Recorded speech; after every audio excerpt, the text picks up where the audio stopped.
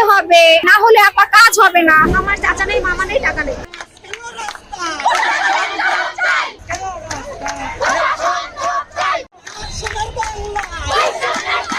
আমরা এসেছি হচ্ছে ফরওয়ার্ডিং ছাড়া বদলি চাইতে, তারপরে আমরা এসেছি হচ্ছে ঘুষ ছাড়া বদলি চাইতে।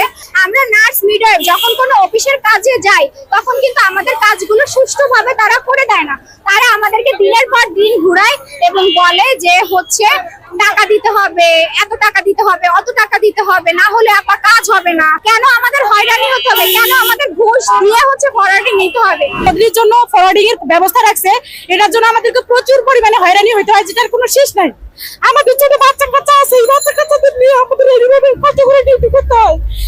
কেন প্রশাসন এগুলো দেখবে না? আমরা আমাদের উপজেলায় গিয়ে আমরা কাজ করবো, কেন প্রশাসন এগুলো দেখবে না? আমাদের স্বামী এক জায়গায়, আমাদের বাচ্চা এক জায়গায়, আমরা এক জায়গায়, এগুলো কেন দেখবে না? 6000 mAh battery, one and only Power Master, NextG N73.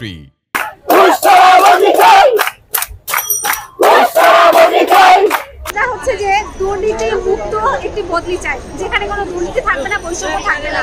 আমাদের 2021 সালের আগে কোনো হয়রানি এরকম ছিল না। তারা ডিজিতে জমা দিলে সহজ প্রক্রিয়া বদলি হয়ে যেত।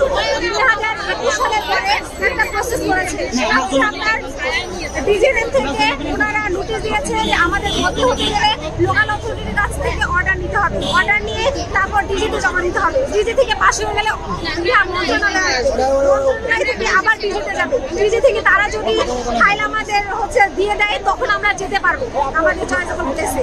কিন্তু দেখেন ওনারা যে বলেছে লোকাল অথরিটির কাছ থেকে যদি আমরা ফরওয়ার্ডিং নিতে পারি তাহলে আমরা দিব। লোকাল অথরিটির কাছে আমি 1 বছর আগে ফরওয়ার্ডিং নিয়ে কাগজ জমা দিয়েছি, আজ পর্যন্ত আমি যেতে পারছি না। কেন যেতে পারছি না? আমার চাচা নেই, মামা নেই, টাকা নেই।